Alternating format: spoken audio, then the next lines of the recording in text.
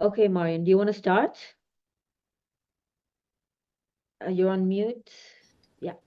Yeah, yes. Okay. So, well, today's session is going to be about, in my opinion, one of the most difficult genres in chess solving, that is mate in threes. And what makes it so difficult is the fact that you have to apply the tactics and tips you use for mate in twos, but make them longer. And so sometimes it's just hard to visualize and think about the mating position and how you can force black to be checkmated. So today, me and Marian are here to try and guide you into solving these type of problems more easily and quicker. So, Marian, any other words before we start? Good day, everybody. Good night, good morning, wherever you are. Some of you are right now watching penultimate round of Olympiad. I know you are very much excited about the results, and both Anirudh and me too. You know, Anirudh's India is leading right now in the men's field, and my Serbia is also quite high on the top. But we will not fight again with each other. We'll be showing you some nice, surprising combinations. You know, mate in three is much longer than mate in two. It seems only one move more, but it is really involving many different combinations from those in two moves. And we will be showing you some typical combinations and some very popular themes that are often presented in problems to learn something about it. And of course, we will not be able to show you everything because there is too much to say in the planned time. For beginning, we will start with some lighter problems, easier problems, just to see what the audience is today, because the audience is very different every time. And if mate in two, if two movers are said to be a laboratory of chess composition, mate in three is said to be the queen of chess composition. It's really much more difficult to solve and to compose both of it. So yes, Anirudh, let's start with some funny positions. Sure. I think the next one which we're going to show is quite famous, and it's just, I guess, a small warm up to get your brains running. So here it's interesting to know what direction the pawn are going, because first of all, white pawns always go up, black pawns always go down. This is important to note, especially when you're solving, and a piece of paper is in front of you with six different positions. You should always know white pawns go up, black pawns go down. And here it's also interesting to note that black in some positions is always counting on stalemate, like the position on the screen in front of you. I'll make the screen bigger so you can see it better. Yeah. So Mate in 3, this is by Alexander Galitsky, composed 124 years ago. Again, we would suggest just take 20-30 seconds, just look at the position and figure out what's going on before actually writing your solutions down. Just to remind you, for mating free, you have to write all variations, but not the last move of white. So only up to the second white move. It's not enough to write only first white move when you write the solution. You have to write second white move too.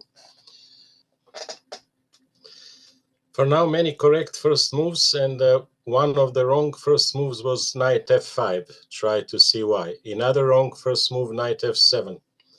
Try to think why it doesn't work. Yeah, and here we got another wrong first move, knight g4. It also relieves black from stalemate, but what after that? Black could play with h-pawn. Think a bit about it.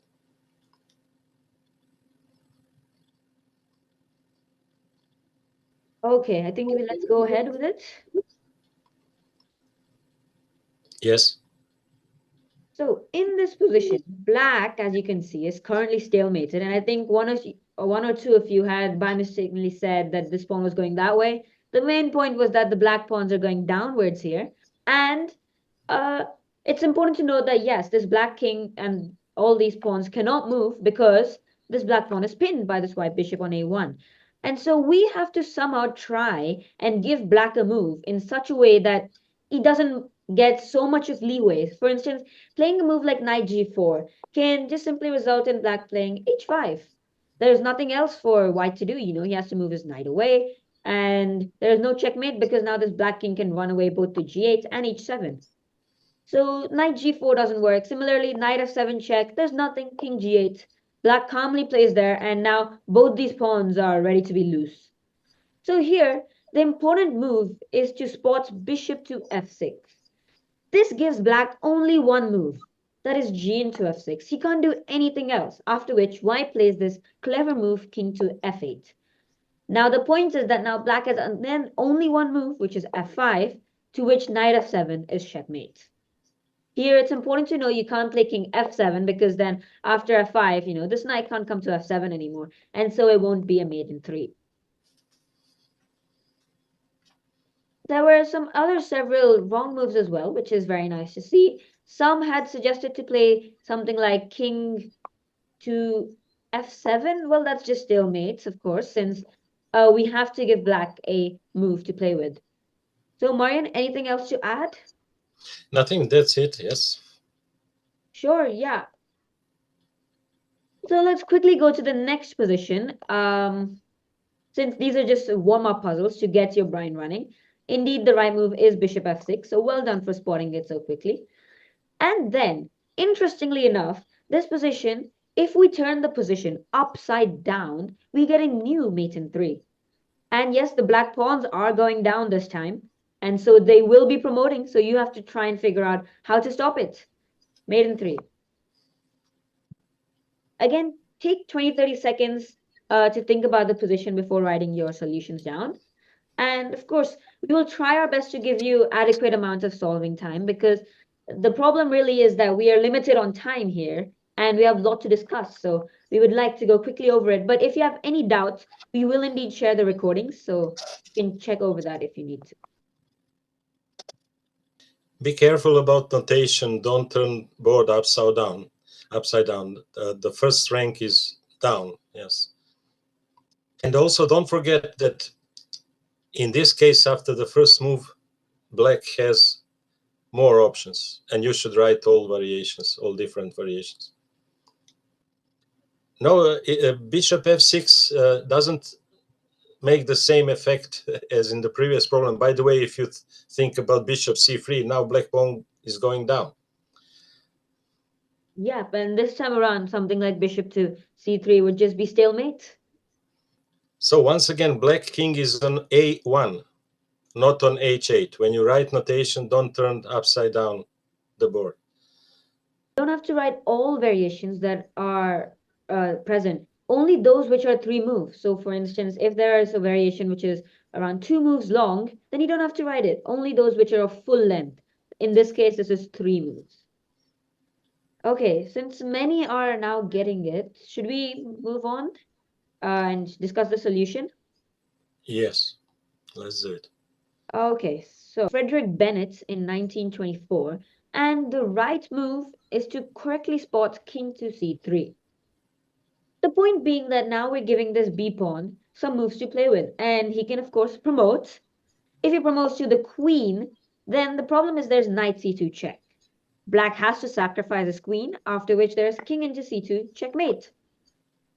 And now if black decides to be a little cheeky and plays b1 knight, giving a check, well, this time around, white can play any move, literally something like king c2, after which there's knight c3 check, knight c3, and then bishop into c3 checkmate. And all the other variations do not have to be written. For instance, some wrote b1 rook, knight c2 checkmate. You don't have to write that because that's only 2 moves long. Only those variations, which are 3 moves, have to be written down. Yeah, that's about it. Marian, anything else to add? Okay, there was some attempt to play knight c2 in this position. Let's see why it doesn't work. No, instead of king c3, knight c2. Yeah, simply king b1. And now wherever this knight goes, there can be promotion, a1 queen. So we have to try and stop that. So something like knight e3 could be just met by a1 queen and there's nothing.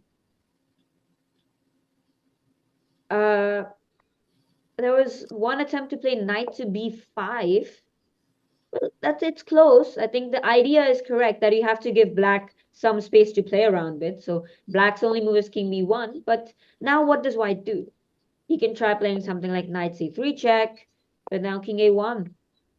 And And something like king c2 fails by just one move, because this is made in 4 and not 3. One more little point about these two problems with twins, so-called twins, upside down positions.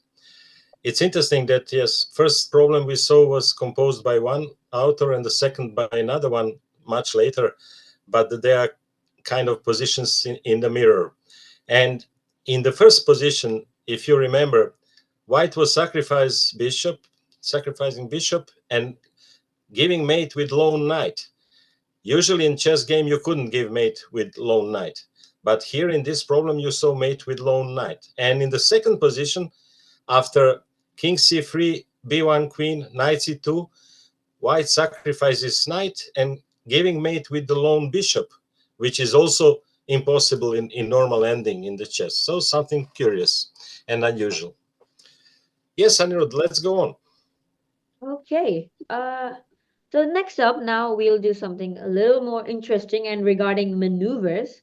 So this is about the power of indirect attack and forming some sort of batteries. So we have to first, of course, in maiden threes, we have 3 moves with our pieces. And so we have to learn how to maneuver our pieces. So this position is by Yuri Voronov in 2000, which was 24 years ago. And it's another mate in 3. Black has a lone king. So what can white do to checkmate him?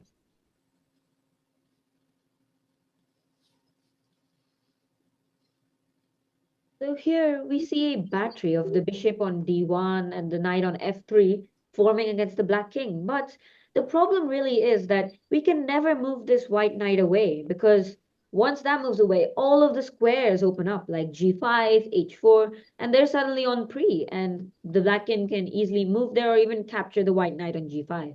So we have to try and figure out what mating position we want while keeping black king confined in its area.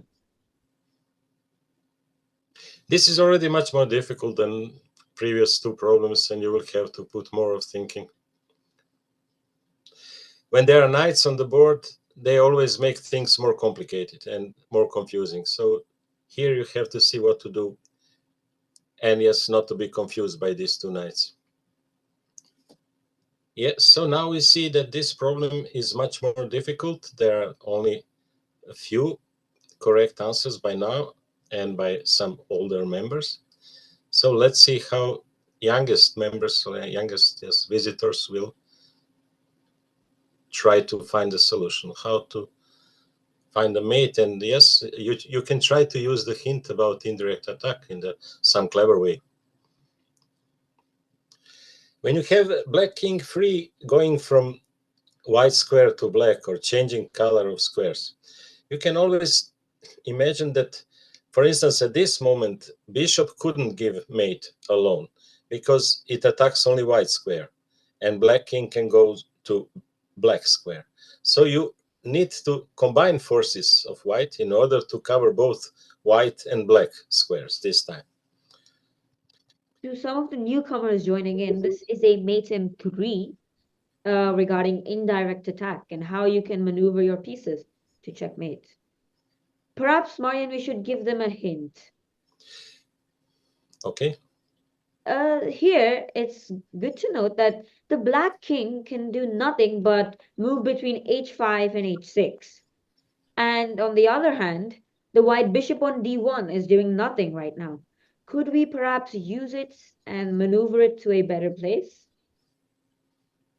Yeah, this one of these attempts was bishop c2, king h6, king f6, bishop h5, bishop g6. And again, black king goes from white to black square. When you give check on g6, black king escapes to h6. So this is the problem of two squares of different colors. You can't give mate with knight or bishop covering at the same time two squares of different colors. And now we are starting to get some more correct answers. Well done. Let's see some more.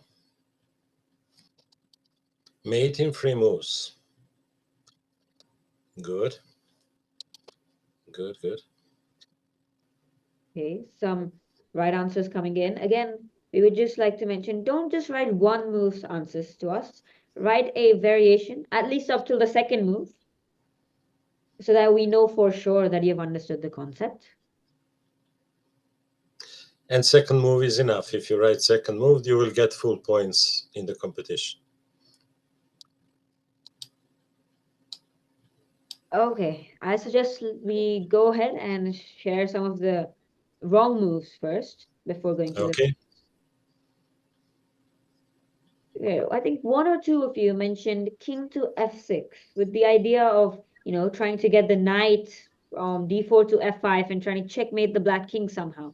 But it didn't work because there was always a tempo issue. And perhaps I can share it to you on my screen.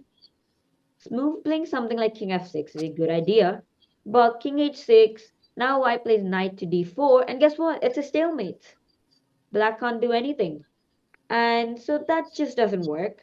Some had suggested the idea of bishop to c2, trying to somehow get king f6, king h5, and bishop g6. But no, it's not mate just yet because black can play king h6.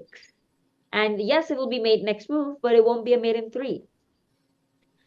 Another person had suggested bishop to b3. Well, there's not much idea of playing that. I mean, after king h6, what really is the bishop on b3 doing? It's blocked by this king on f7 and it can't really move anywhere else. So here, the right move, as some of you correctly pointed out, is bishop to a4. Where this bishop is going is quite a mystery at first, since this bishop goes to e8, trying to go behind this white king, but for what? Well, after king to h5, white can play king g7, which is checkmate. And the point being is this indirect attack, which this white gains when moving from d1 to a4 to e8.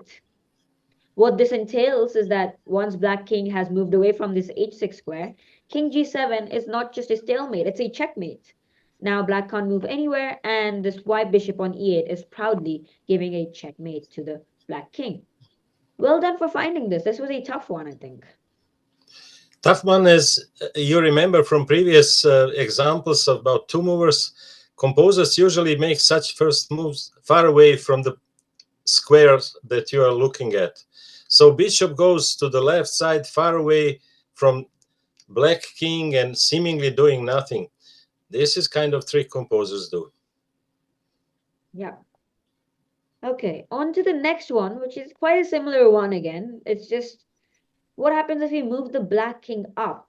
And so sometimes in maiden threes, it's very interesting that there are some peculiarities that, especially when there's some sort of Zugzwang involved, that if black moves one piece or one square away from the square, a totally new problem comes out.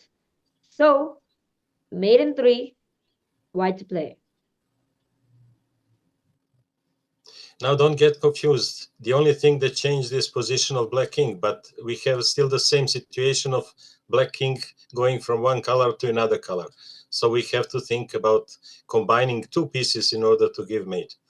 With one piece, knight or bishop, you couldn't attack black king if he has free square of another color. Now we are starting to get some correct answers, but with the wrong second white move. Just take care about second white move. In some of your replies, first move was correct, but second white move was wrong. This would lead to losing all 5 points, unfortunately.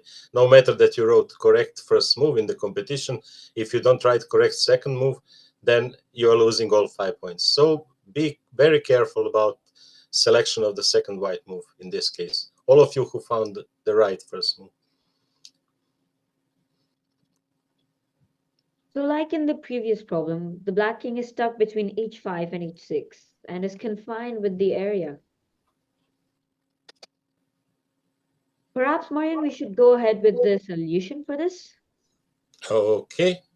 And maybe before showing the solution, you should recall the try from the previous problem that we showed. In the previous problem, there was try king f6 that didn't work because of stalemate, but now king is on h6, and now this might work. Okay, let's see the solution from the beginning, correct solution. king f6 is indeed the right move. And here the difference is, after black plays king h5, knight d4 is now a check. Instead of being a stalemate previously when this black king was on h6, this is now a check. And once the black king moves, let's say to h6 or even h4, knight f5 is checkmate. Simple enough, right? Well, some of you had suggested knight e5, which is again on the right track because after king h6, there's knight f7 checkmate. But there's king h4. And the main idea is that this black king can run away to g3. And that's why this f5 square is very important. So the only correct second move is knight d4 and not knight e5. d4 in order to come to f5. Okay. Yeah. These were tough too. Yeah. Okay, let's go to the next one. So this one is trying to figure out whether it is a threat or a zugzwang. So zugzwang is only possible when each black move will create some sort of weakness which white can cling onto. So in the next problem, you have to first try and figure out and type to us whether it is a threat or a zugzwang, just by looking at this position, after which you should proceed on to try and figure out the solution itself. And pay close attention to the black pawn on a3. What is its role there? The real question is if move of black pawn could create any weakness. If it couldn't create weakness, then there is no possibility for zugzwang. If black has any such free move, you couldn't count on zugzwang, so you need to have some threat, strong enough threat.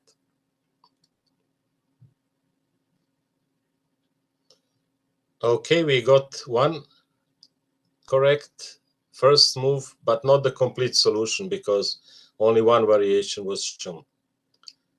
In this case, there are two defenses of black against the threat, and you need to write both variations to get all 5 points. Yeah, as mentioned in the first lesson, that if you only mention, for instance, one variation out of two, you will get it on a pro rata basis. So it will be proportional. So, for instance, if you only mention one variation, you will get half the amount of points since there are altogether two variations you have to mention. Now we have one interesting try, which somebody wrote as solution. Okay, so Vasil tried rook f7, rook from g to f7, and the threat is rook from 1 to f6. Everything looks well, but king may go to the left side, king d6, and now how to catch him on d6. In fact, when you look at the position, you see that black has more of the freedom on the left side, d6, c6. So you should take more care about left side of the board than right. Right one will be easier. But this is also a difficult problem. It's not easy. There are many tries, and it's very hard to see coordination between two rooks. Two rooks have to coordinate in a perfect way. Now there is another move, which is try. Rook d1 is very logical move, because expecting that this is zugzwang, you expect black to go to the right side, and after king f6, there is rook from d to g1. But as we mentioned before, there is pawn on a3. So rook d1, a2. Black waits for your next move.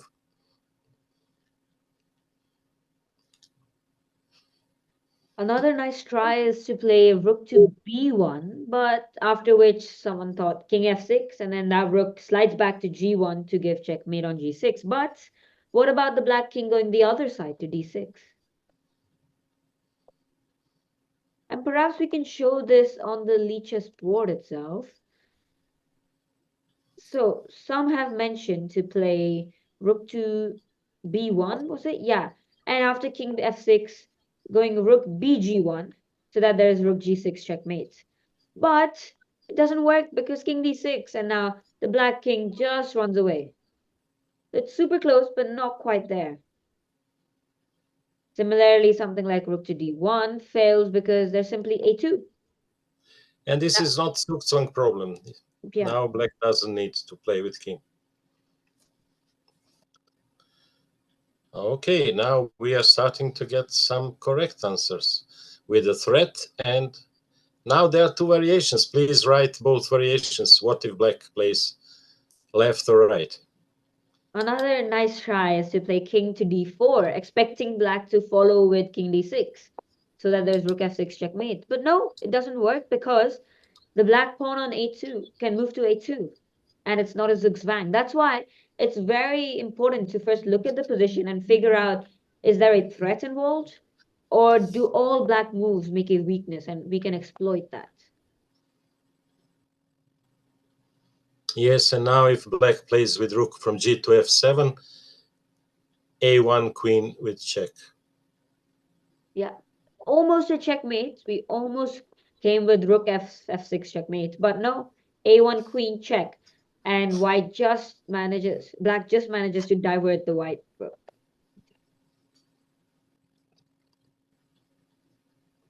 So we can show the initial position again. Oh yeah, apologies. Mhm. I think we can show the solution now. We've covered mostly all the tries, and many have started to get the right answer. Yeah. Okay. So the right move is indeed to play rook c1, and this forms a very nice symmetry that, white rook covers c file, this rook covers g file, and right in the middle is this black king. And the point is that now it's creating a threat of rook c6 checkmate. Black has to do something and move, and if he goes king d6, then white slowly just comes rook g c7. Now, no matter what black does, rook c6 is checkmate. Similarly, if black goes the other side, white plays rook cg1, and then rook 1 g6 will also be checkmate. Yeah, that's about it. Any other comments, Marian? Yeah, that's all. It was difficult, and in general, this is not easy to solve at all. Very important thing: don't forget to write all variations. So after rook c1, you don't need to write threat rook c6 because it's short threat. It's already in the second move. You write in the competition only the full length variations. So rook c1, king d6, you have to write second white move, rook from g to c7, and on king f6, you have to write rook from c to g1. That's all for 5 points. Let's go on. Sure. Now, another one is in mate in 3, similar to mate in 2, sometimes you have to try and figure out what black's strongest defense is and try to eliminate it. And so you'll better understand with the position at hand. This is by John O'Keefe, published again almost 100 years ago. So, mate in 3, try to figure out the problem. Now let's go back to analyze of starting position to remind you what we were talking previous time with two movers. You should always start first with black options. First of all, notice that this time black king is not in stalemate because black king has square h8. So there are no stalemate tricks at the moment. Next, you see that black bishop has a huge space, and you see that white rook on g1 is completely unemployed. So the most suspicious white piece in this position, the one that you may expect to play, is rook on g1. But you have to think where and how. You want to go to the 8th rank. You don't know what way you would go to 8th rank. And then you analyze black defenses. When you try to attack 8th rank, if you play, for instance, rook d1, you see strong defense, bishop f6. So black prevented you from coming to the 8th rank. There is no chance to give mate in third move. Next, instead of d1, you can go to b1, expecting to capture bishop and to go to b8. But now bishop can go to e5. And again, all roads to 8th rank are closed. So what else can black do in this white do in this position? Let's go back. We have another rook that may threaten mate. We could play rook e7. And now suddenly another strong black move appears, bishop a3. So bishop is ready to come to 8th rank and to close completely the 8th rank.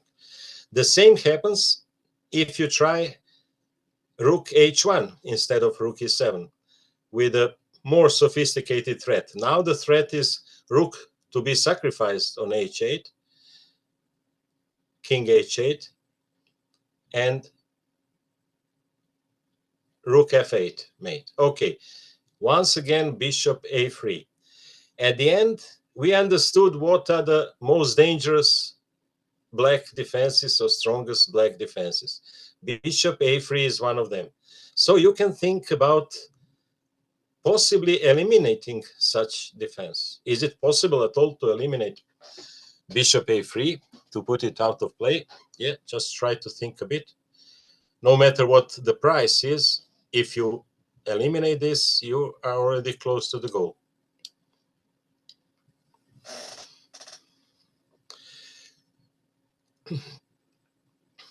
Someone tried rook from g to f1 to go to f8, but again, bishop a3. When you sacrifice on f8, bishop f8, and bishop f7, there will be mate in 4th move, not in the 3rd move.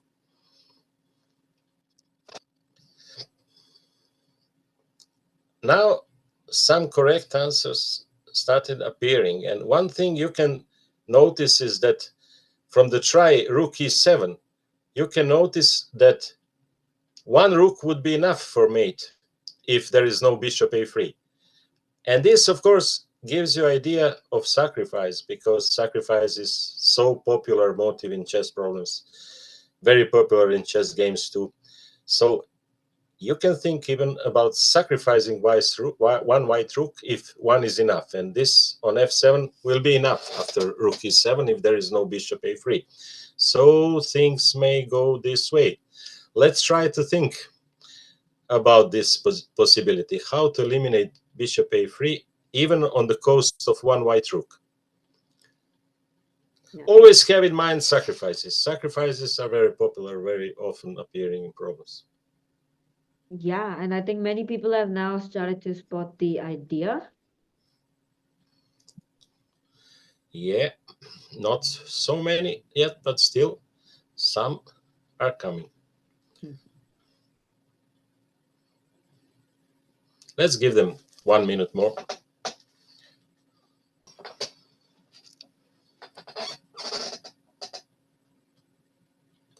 Sometimes in chess problems, you can see that you have more white pieces than necessary. Then you may think about sacrificing some. Okay, we got one. Yeah, I think let's go ahead with the solution now. Let's first see this wrong sacrifice that someone offered. It's interesting. Yeah. Oh, possibility to sacrifice rook on c1, and then one solver wrote after bishop captures c1, king captures c1, but king is too far away. Yeah. So no way to sacrifice there. Another idea was to play rook to g3 and trying the best to go something like rook b3 and so on, but doesn't seem to work again because black can play any move like bishop to e5, after which rook e3, bishop d6, just comes to f8 in time.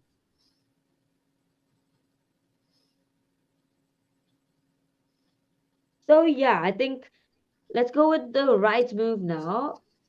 White here has to play the stunning move rook to a1, threatening checkmate on a8. Now black can do a few things to try and stop that. First of all, he can take this rook. But now the problem is that black can no longer go to bishop to a3 and try defending against f8. And so white can take advantage of that by playing rook to e7, after which rook e8 is unstoppable mate. If black plays something like bishop to a3, trying to block this white's rook's file, simply capture, after which king h8, rook f8, rook a8, checkmate.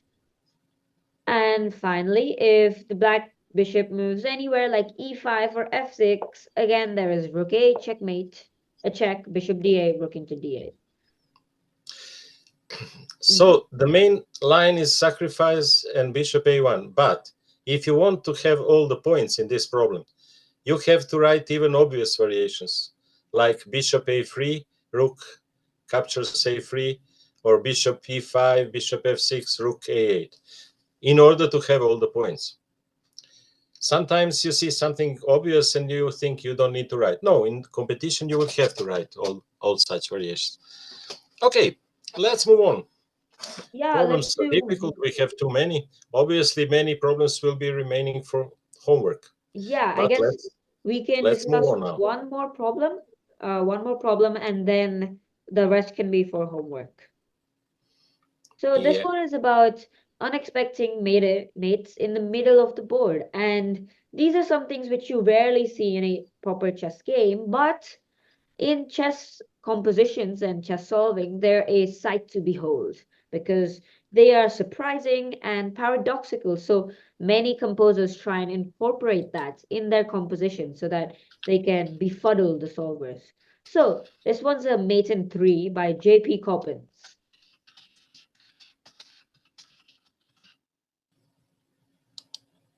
Here it is a lone black king at the corner of the board, but how can we try and checkmate him? Especially since the hint is given already that there's a mating at the middle of the board. So what can we do?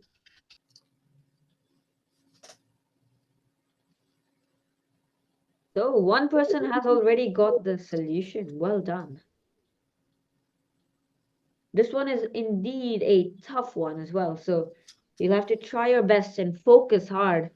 It will be our last problem to discuss. So best for the last. Playing chess, you got used to give mate on the edge of the board, and you rarely see mating positions in the middle of the board. Now you couldn't really solve everything by mating black on the edge, and you have to discover a wonderful mating position in the middle of the board. Unusual, beautiful, really very rare. Those who are writing the full solution, very well done as well, because it's important to get yourself accustomed to how you're supposed to write the actual solutions down so that you can get all the points. This is indeed very difficult to see the final mating position, and that's why this is a very difficult problem.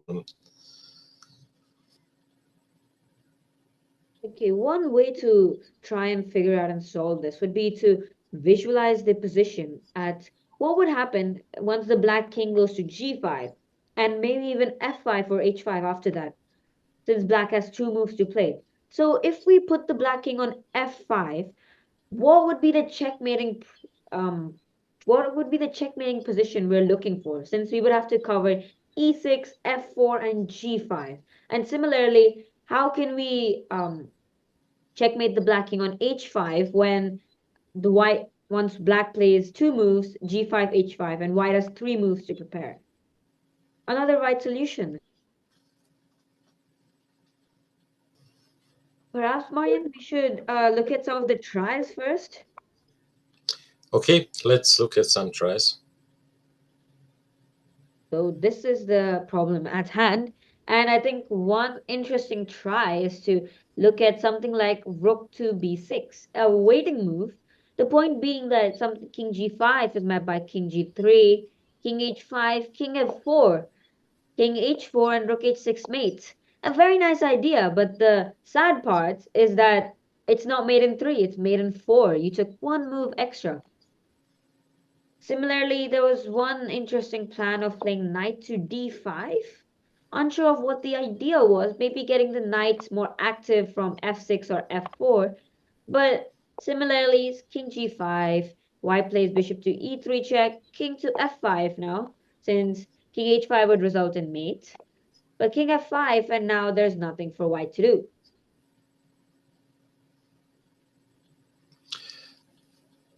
And one more interesting try is knight to g2, king g5, knight h4, and now after king f4 there is a beautiful mate, bishop e3, Yeah, but unfortunately king goes to h5 and no mate there. yeah, close.